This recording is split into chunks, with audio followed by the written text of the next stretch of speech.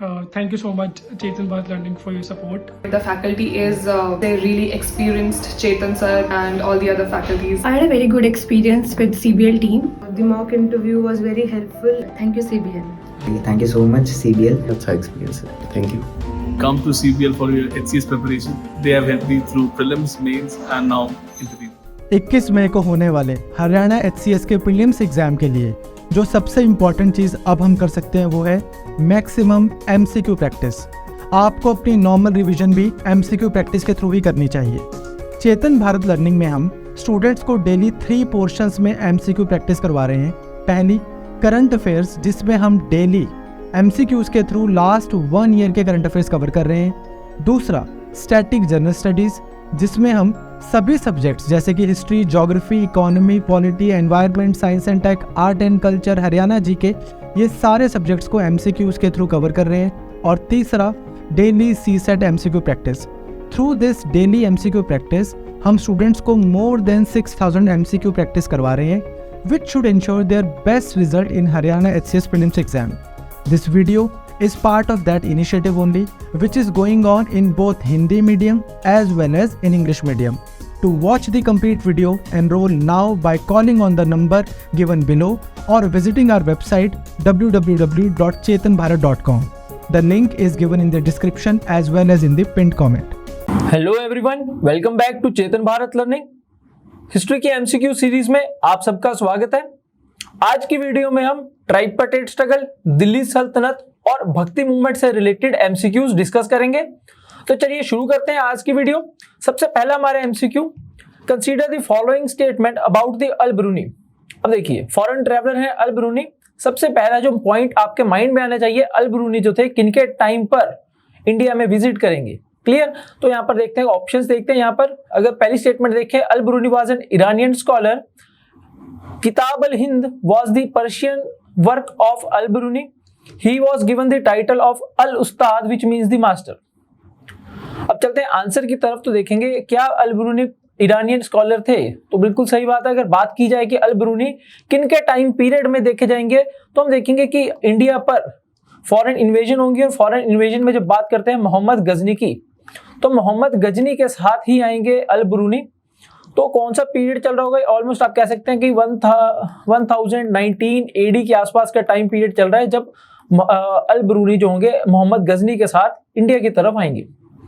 अगर बात करें क्या अल ब्रूनी बुक लिखेंगे जिसका नाम है किताबुल हिंद, बिल्कुल याद रखेंगे, बुक है Kitabul Hind written by Al Biruni. लेकिन जब हम बात करते हैं was it a Persian work, no, ये पर्शियन नहीं था, ये कैसा था, ये अरेबिक वर्क है।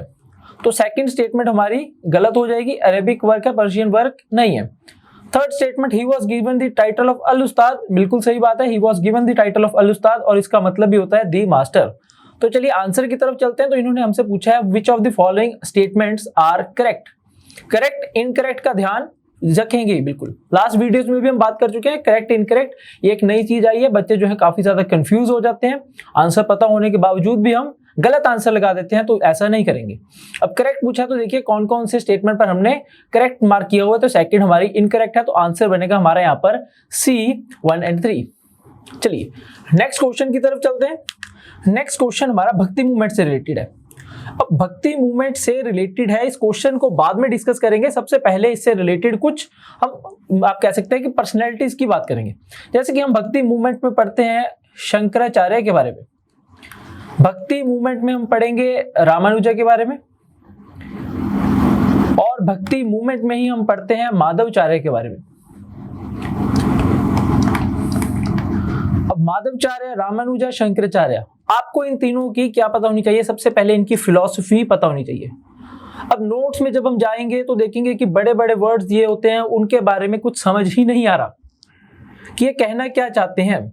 तो कुछ नहीं करेंगे, इन वर्ड्स को थोड़ा सा बाइफरकेट करना शुरू करेंगे, इनको मतलब समझना शुरू करेंगे। अगर बात करते हैं शंकराचार्य की, तो ये भक्ति मूवमेंट, सूफी मूवमेंट जब हम पढ़ते हैं वहां पर इन सेंट्स के बारे में पढ़ते हैं। शंकराचार्य की जो आइडियोलॉजी है, तो उनकी आइडियोलॉजी है अद्वैतवाद। अब समझें कैसे, पढ़ें कैसे।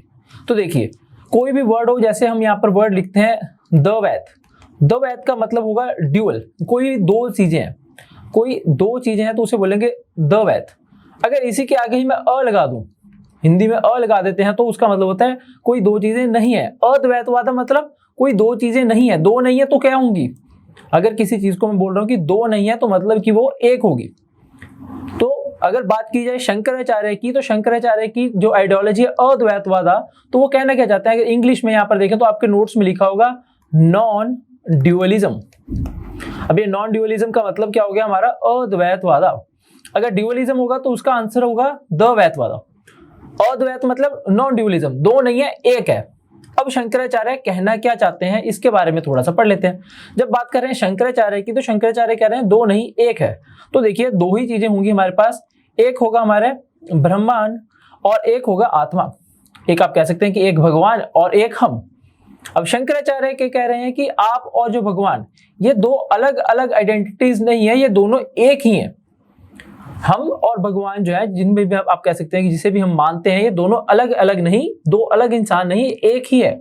लेकिन ये बोलेंगे कि इन दोनों के बीच में जो ये सेपरेशन है, ये दोनों अलग क्यों है? ये बोलेंगे क्योंकि इन दोनों के बीच में माया है, माया है, इल्यूजन है। और शंकराचार्य अपनी आइडियोलॉजी में अद्वैत में बोलेंगे कि जब आपके पास, देखिए ध्यान रखेंगे, जब आपके पास राइट नॉलेज होगी, राइट नॉलेज होगी, तो ये जो माया है, ये जो आप कह सकते हैं जो सेपरेशन है, ये दोनों के बीच में जो दीवार है ये खत्म हो जाएगी और आप क्या हो जाएंगे? एक हो जाएंगे। तो शंकराचार्य की थ्योरी याद रखेंगे। अद्वैतवाद किस चीज से रिलेटेड कर रहे हैं? वो बोल रहे हैं कि जब आपके पास क्या होगा? राइट नॉलेज है। क्लियर? तो ये होगी हमारे शंकराचार्य की थ्योरी। अब इसी से रिलेटेड ही थ्योरी किनकी होगी? रामानुजा की है। अब रामानुजा जी की जब हम थ्योरी की बात करेंगे तो हम यहाँ देखते हैं कि ये भी ड्यूअलिज्म, या सॉरी बात करेंगे नॉन ड्यूअलिज्म, उसकी ही बात करेंगे। ये भी बोलेंगे कि दो ही है, दो नहीं एक है, दो नहीं एक ही है। लेकिन ये बोलेंगे कि एक होंगे कैसे? बात होगी एक होंगे कैसे? आप हो और एक भगवान है, दोनों अलग अलग आइडेंटिटीज है, आप एक कैसे हो रहे? तो शंकराचार्य बोल रहे हैं कि आपके पास जब राइट नॉलेज हो। लेकिन रामानुजा बोलेंगे कि जरूरी नहीं है कि राइट नॉलेज हो, बोलेंगे राइट नॉलेज ना भी हो, लेकिन अगर आप भक्ति कर रहे हो, अगर आप बात करते हैं कि आप अपने आप को भगवान को डिवोट ही कर दो, आप अपने आप को भगवान को समर्पित ही कर दो, तो भी आप एक हो जाओगे। जरूरी नहीं है कि आप जो है भगवान की राइट नॉलेज हो, वेदों की नॉलेज हो। क्लियर? तो ये थ्योरी होगी किनकी? रामानुजा की। जब रामानुजा की थ्योरी की बात करते हैं तो यहां पर हम देखते हैं वर्ड थोड़ा सा ध्यान रखेंगे। रामानुजा की जो थ्योरी होती है उसे हम लिखते हैं विश्व अद्वैत, यहां इसे लिख सकते हैं विश्व द्वैता। तो देखिए यहां पर वर्ड ये आ गया आपका अद्वैता। अद्वैता का मतलब अगेन नॉन ड्यूअलिज्म। तो विश्व का मतलब और कुछ नहीं, इंग्लिश में आपके नोट्स में लिखा होगा मॉडिफाइड मोनोइज्म। मोनोइज्म का मतलब क्या होता है? मोनो का मतलब होता है एक, ड्यूअलिज्म का मतलब होता है दो। अगर आप कह रहे हो ड्यूअलिज्म नहीं है तो हम उसे बोल रहे हैं नॉन ड्यूअलिज्म। जो नॉन ड्यूअलिज्म है तो मतलब उसे बोला क्या जा रहा है? मोनोइज्म। ध्यान रखेंगे वर्ड्स पर ही खेला जाता है क्वेश्चन से। अगर आपसे क्वेश्चन आ जाएगा कि क्या शंकराचार्य मोनोइज्म की बात कर रहे हैं, तो बिल्कुल कर रहे हैं। क्लियर? जरूरी नहीं है कि वहां पर आपको नॉन ड्यूअलिज्म ही लिख कर आए। चलिए आगे आते हैं क्वेश्चन की तरफ। क्वेश्चन में देखिए शंकराचार्य ने अद्वैता की थ्योरी दी, बिल्कुल दी। Ramanuja was deeply influenced by the Alvars, बिल्कुल। आगे इनके बारे में पढ़ेंगे भी, अल्वर नाइनर्स कौन होंगे। आगे बात करेंगे concept of Ramanuja was Dvaita. Dvaita नहीं था, रामानुजा का जो कंसेप्ट था वो था विश्व द्वैता। क्लियर? ये जो द्वैता कंसेप्ट है ये किनका है? तो वापिस आते हैं हमारे जो आप कह सकते हैं ये तीन सेंट्स के बारे में बात कर रहे हैं। तो हमने रामानुजा की बात कर ली, हमने शंकराचार्य की बात कर ली, हमने किनकी बात नहीं की? तो जो लास्ट में हमने लिखे थे माधवाचार्य। तो यहाँ पर याद रखेंगे ये जो द्वैता वाली थ्योरी है, तो ये द्वैता वाली थ्योरी कौन देंगे? ये देंगे माधवाचार्य। तो माधवाचार्य बोल रहे हैं द्वैता मतलब दो हैं, ये नहीं बोल रहे अद्वैता, ये बोल रहे हैं दो ही हैं। अब माधवाचार्य की जब थ्योरी है जिसे हम बोलते हैं ड्यूअलिज्म, इंग्लिश में द्वैता मतलब दो ही हैं तो इसे बोल देंगे ड्यूअलिज्म, या इसे बोलेंगे नॉन मोनोइज्म। वर्ड्स का ध्यान रखेंगे, इसी पर ही एग्जामिनर आपके साथ खेलेगा। क्लियर? तो जब बात करते हैं दो ही हैं तो माधवाचार्य बोलेंगे देखिए एक आप हैं और एक भगवान है, तो ये दोनों ही अलग अलग हैं, जो मर्जी कर लीजिए, जैसे मर्जी कर लीजिए, अलग ही रहोगे। तो इस कंसेप्ट को अगर और थोड़ा अच्छे से समझना है तो एक एग्जांपल से समझ लीजिए, उसके बाद आपको कभी भी ये भूलेगा नहीं। देखिए अगर मेरे पास एक बकेट है, अगर मेरे पास एक पानी की बकेट पड़ी है, एक बाल्टी पड़ी है पानी की, इसमें कुछ पानी है। अब ऊपर से मैं अगर आपसे यहाँ क्यों बोलूं कि कुछ मैंने ड्रॉप्स हैं जो पानी की इसके अंदर ड्रॉप करूंगा, पानी में कुछ बूंदे जो है पानी की छोड़ूंगा, ऊपर से फेंक दूंगा। अब ये जो मैं बूंदे हैं ये एंड में तो इस पानी के साथ ही क्या हो जाएंगी, मिक्स हो जाएंगी। तो यही बात तो कौन कर रहे हैं, यही बात कर रहे हैं शंकराचार्य। वो बोल रहे हैं कि ये जो पानी की बूंद है, ये जो नीचे पानी है, ये आप सपोज कर लीजिए कि ये सिंपल पानी है, ये आका आप कह सकते हैं कि कोई एक समुंदर है। ये जो बूंद है पानी के समुंदर में मिल जाएगी। कब मिलेगी, वो बोलेंगे कि जब ये इस बूंद को क्या होगा, राइट नॉलेज है। बोलेंगे राइट नॉलेज मतलब कि उसे पता होगा कि समुंदर कहाँ पर है, तो वो उनके साथ अपने आप ही मिल जाएगी। दूसरी साइड हम बात करेंगे रामानुजा की, तो बोलेंगे कि जब ये आप कह सकते हैं कि पानी की बूंद अपने आप को टोटली डिवोट कर देगी, भगवान को समर्पित कर देगी, तो इसमें ही मिल जाएगी। और तीसरे हम देखेंगे माधवाचार्य, तो ये बोलेंगे कि ये कभी भी मिल ही नहीं सकते। कैसे नहीं मिलेंगे, एग्जाम्पल ये बोलेंगे कि ये जो नीचे है ये पानी है, सपोज कर लीजिए ये जो हम ऊपर से ड्रॉप कर रहे हैं ये क्या है, आपका ऑयल है। Oil will never mix with the water. तो ये बात हो गई किनकी, माधवाचार्य की। वो बोल रहे हैं ड्यूअलिज्म, दोनों ही अलग अलग ही रहेंगी, दोनों अलग ही आइडेंटिटीज हैं। तो ये थी हमारी कुछ थ्योरीज। तो ये अब आपको क्लियर होनी चाहिए, द्वैता क्या है, विश्व द्वैता क्या है, अद्वैता क्या है। तो अगर बात करते हैं रामानुजा का कंसेप्ट, ये द्वैता का वाला नहीं है, ये गलत है। ऑप्शन में देखेंगे यहाँ पर आपसे करेक्ट पूछा गया है, तो करेक्ट हमारी कौन सी होंगी, पहली और सेकंड स्टेटमेंट करेक्ट है, third is incorrect.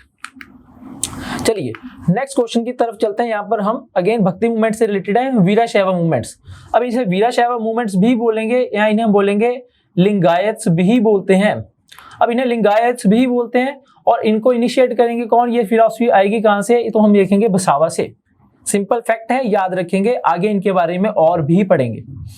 Next question की तरफ चलते हैं। यहाँ पर नेक्स्ट क्वेश्चन आपसे देखिए, अब हिस्ट्री में सबसे डिफिकल्ट काम क्या है। मेजॉरिटी स्टूडेंट्स जो भी हिस्ट्री पढ़ेंगे तो सबसे पहले बोलेंगे कि सर ईयर याद नहीं हो रहे, सर हमसे ईयर ही याद नहीं होते, कितने ईयर्स याद करें, अशोका के ईयर याद करें, गुप्ता के पीरियड याद करें, कब कितने साल याद करें। तो यहाँ पर हम आपके लिए ट्रिक लेके आए हैं, कैसे याद करनी है हिस्ट्री। मैंने भी आज तक कोई ईयर याद नहीं किया, जो इंपॉर्टेंट डेट्स है वो याद कर लीजिए, उसके अलावा जरूरत ही नहीं पड़ती।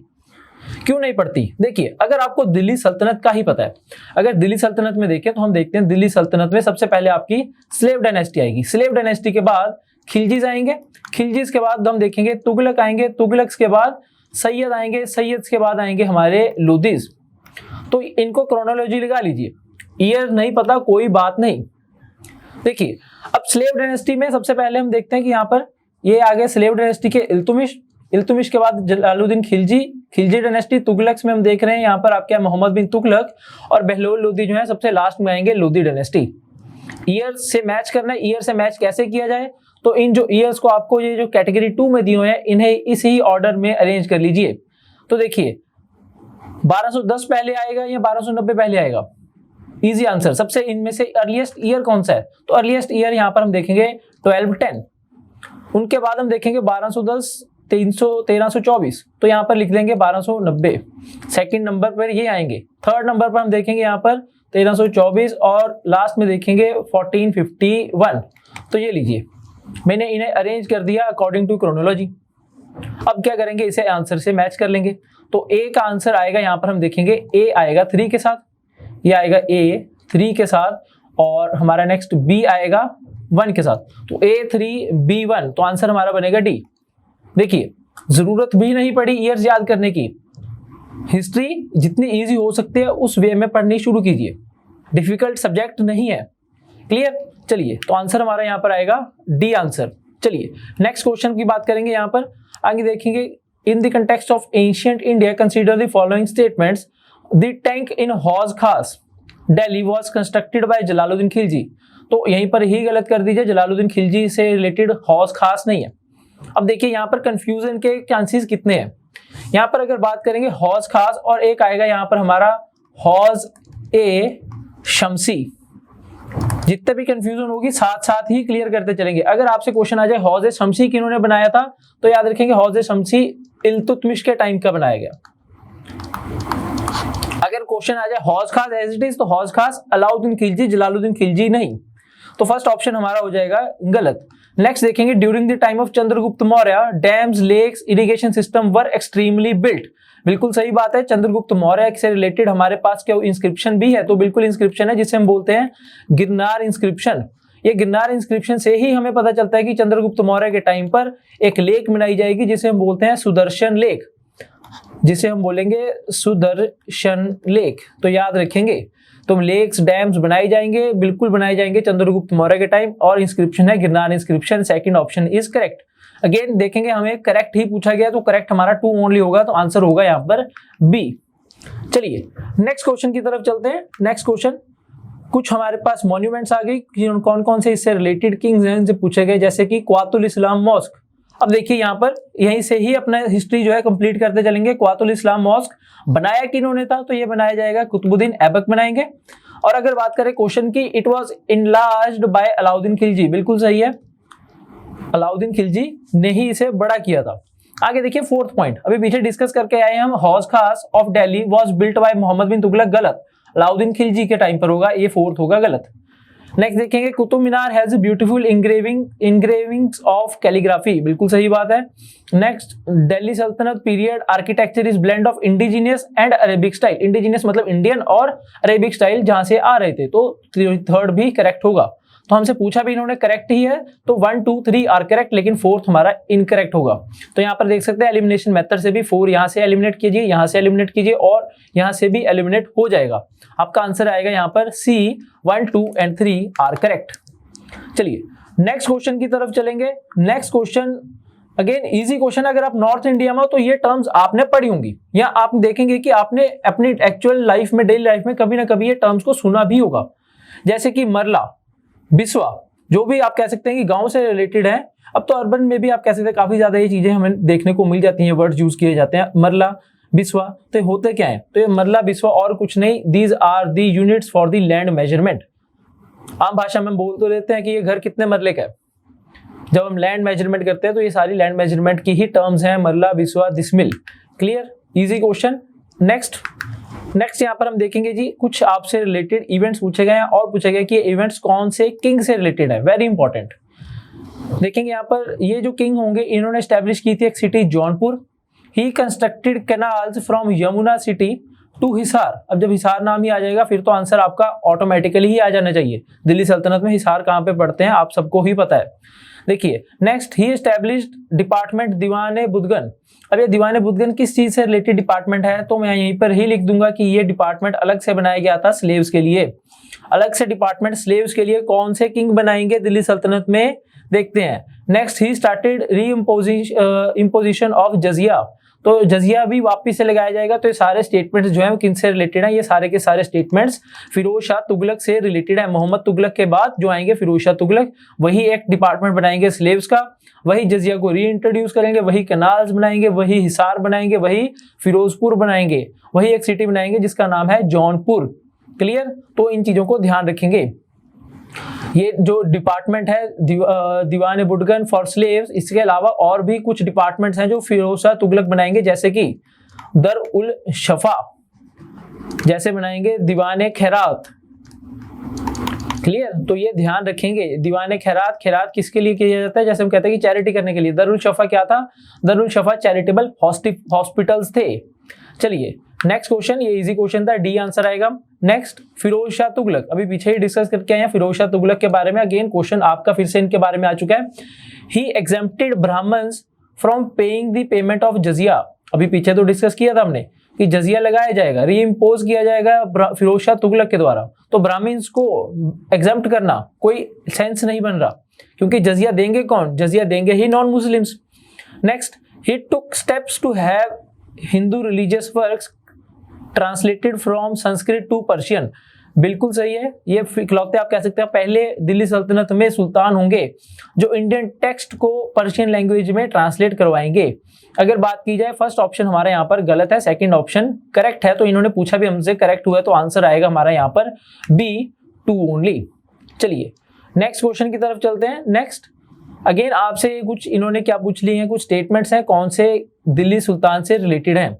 अगर बात करेंगे, देखिए इब्न बतूता जो है, सेकंड ऑप्शन की बात की जा रही है, Ibn Battuta visited during his time. अभी इब्न बतूता से पहले कौन से फॉरेन ट्रैवलर की हम बात कर चुके हैं, तो याद रखेंगे अल बरूनी। अल बरूनी जो है वो कहां पर आए थे, वो मोहम्मद गजनी के साथ आ रहे थे। अब बात करते हैं इब्न बतूता। इब्न बतूता कब आएंगे, इब्न बतूता याद रखेंगे तुगलक टाइम पर आते हैं। तुगलक में भी मोहम्मद बिन तुगलक के टाइम पर आएंगे, और मोहम्मद बिन तुगलक ही होंगे जो होंगे मंगोल्स को डिफीट करेंगे, जो मंगोल्स को डिफीट करेंगे, और मोहम्मद तुगलक ही होंगे जो एक अलग से डिपार्टमेंट बनाएंगे जिसका नाम होगा दीवान अमीर कोही। अब इस डिपार्टमेंट का नाम याद रखेंगे, दीवान ए अमीर ए कोही। अब ये दीवान अमीर कोही किससे रिलेटेड डिपार्टमेंट है, तो ये भी याद रखेंगे एग्रीकल्चर से रिलेटेड डिपार्टमेंट है। दिल्ली सल्तनत में कैसे क्वेश्चन आपसे पूछे जा सकते हैं, अलग अलग सुल्तान जो हैं कुछ डिपार्टमेंट्स बनाएंगे, वो डिपार्टमेंट्स आपको क्लियरली डिमार्केट होनी चाहिए कि कौन से सुल्तान ने कौन सा डिपार्टमेंट बनाया, वो किस चीज से रिलेटेड है। क्लियर? तो यहाँ पर देखेंगे तो आंसर होगा हमारा यहाँ पर डी आंसर आएगा, मोहम्मद बिन तुगलक के टाइम पर ये सब कुछ होगा। चलिए नेक्स्ट क्वेश्चन की बात करते हैं। अगेन यहाँ पर कुछ आपके मिलिट्री डेजिग्नेशंस हैं और उनके रोल। तो देखिए यहाँ पर सबसे पहले Hope you enjoyed this session. To watch the full video, enroll now by calling on the number given below or visiting our website www.chetanbharat.com or downloading our learning app Chetan Bharat Learning.